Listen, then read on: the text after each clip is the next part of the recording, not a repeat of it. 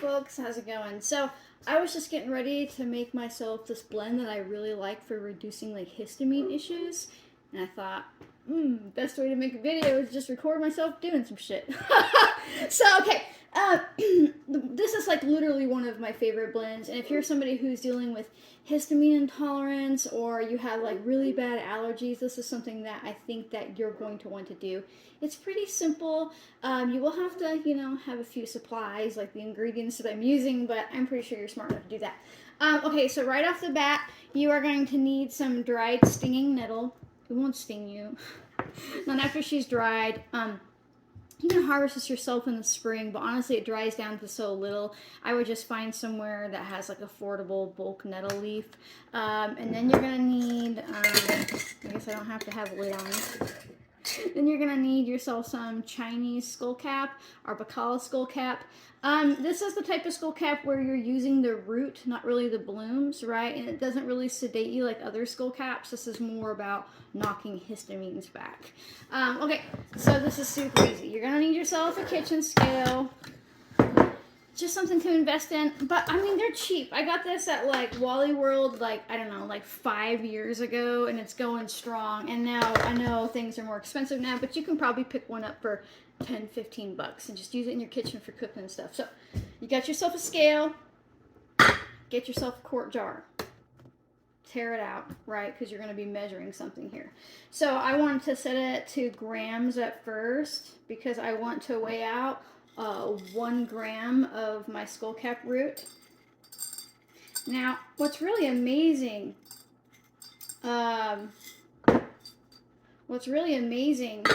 about working with this variety of skullcap is like, well, check this out. See this right here? The first picture is a cell. It's inside of your body, right? This is what's going on inside of you. This cell is normal, right? And then the cell after that, they introduced histamine, right? And then they made a histamine storm. You can see how that cell has just like exploded, right? It is just like, it's like it's losing its mind, right? And then they used baicalensis Skullcap or Chinese Skullcap. Don't worry, I'll have all the Latin names and fancy shit in the description below. And look at what it did to the cell. It completely normalized it, right? And that's a big deal for those of us who are dealing with histamine intolerance, right? And so the next thing I'm going to do is I'm going to turn it back to ounces, because then I want to weigh out, forgot something, because then I want to weigh out, an ounce of my nettle. Now this has to be a quart jar, which is 4 cups. You could scale this recipe back for when you're first beginning and you would just half it, and you can make it more once you get going. So I'm going to weigh out 1 ounce of my stinging nettle. And you're going to think that you can just eye it every time, but it just depends on the nettle, how she's dried down. So weigh it, just weigh it. It's not hard to do. This one is particularly fluffy. Okay, now the hard part is over. Oh. Break my scale up my forever. Now I'm going to watch water boil with you. Right. But this is so easy. Now nettle has been known as an antihistamine, amazing for allergies for a very, very long time. She's really amazing. But sometimes when people have histamine intolerance, the sad part is even though nettle can help them, they have an aversion to it, or they might have like the scantest reaction in the beginning because, ironically, nettle contains histamines. But more so when she's fresh. So did you know that stinging nettle doesn't actually sting you? She doesn't have needles. What she has is these little microscopic hairs. And when you brush across these hairs, she goes, huh, and she flings basically histamine type acid at you. And when it hits your skin, it burns like you have a histamine reaction, right? But the thing about nature is sometimes the plants that tell us like, okay, I have a bunch of histamines in me, but by the way, when I'm dried, I'm amazing for reducing histamines, right? But we can get past that potential reaction that we might have by combining the Chinese Skullcap, because She is a mast cell stabilizer. For those of you who might just have histamine issues, you might not have fallen down the rabbit hole of mast cell syndrome yet. Like mast cell, it's like a whole different thing than a histamine intolerance. Although it's very related, they are kind of one and the same, but one's far more serious, and if you have mast cell histamine issues, you might end up in a hospital from various things, right? So if you're dealing with that, definitely if you're going to try this, do, you know, like you would have to do with any other food, very slowly. And you could just work with the Skullcap if you don't want to risk the Nettle. But yeah, histamine intolerances, I think they're overlooked. I think a lot of people think they have food intolerances or, you know, just something like this. They've self-diagnosed with some sort of like, you know, I can't eat gluten or I'm lactose intolerant. And those things can definitely be valid. But what if it's a histamine intolerance? What if you're having this reaction because the histamines aren't being processed out of your body very well, right? And there are a lot of nutrient deficiencies that can lead to histamine intolerances, and so why Nettle is amazing. She has more nutrition in her than blue-green algae. She's one of the richest sources of vitamin K1 in the plant world. She's got iron, she's got, you know, all kinds of stuff in her that we need. But if you're dealing with lots of histamine issues, I would really consider getting your vitamin A levels checked to see if you're vitamin A deficient, getting your vitamin C levels to see if you're vitamin C deficient. Yes, do it, even though doctors are like, no one's ever deficient in that. Yeah, a lot of people are. I would also consider checking your copper levels. You really need copper to be able to process histamines in your body. And I would also consider getting your active B12 levels tested. It's best to do a urine-based test for B12 versus blood, because blood is kind of not accurate. But all these things, all these deficiencies can lead to histamine intolerances. In fact, when I started falling down this rabbit hole for myself, I was like, oh my God, my mouth is burning no matter what I do. Everything I eat triggers me. And like at first I was like, well, it's histamines, right? But I started digging for the root cause, and it turns out that I have a genetic mutation that means that I have a hard time processing B12. So I was like bottom level low in B12, right? And so once I got my B12 levels corrected, I would say about 95% of my histamine issues resolved, and this takes care of the rest. Right. And sometimes I don't really even have histamine attacks anymore, so much as like I like to keep my tank low, because histamine levels can build up in your body.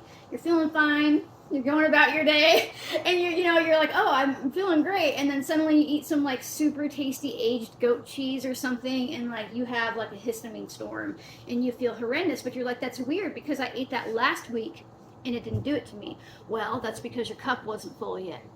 Right, and so basically if we're not doing things to consistently lower our histamine, we're just kind of, you know, adding insult to injury every time we eat something. And I also see that with people who have a histamine intolerance and they follow like a strict antihistamine like diet, but it's like, definitely do that, but at the same time you might not have to be as strict with your diet if you were helping your body like process and eliminate histamines by making sure that you had the nutrition you needed, or with some simple herbs. Okay, so here comes the real complex part.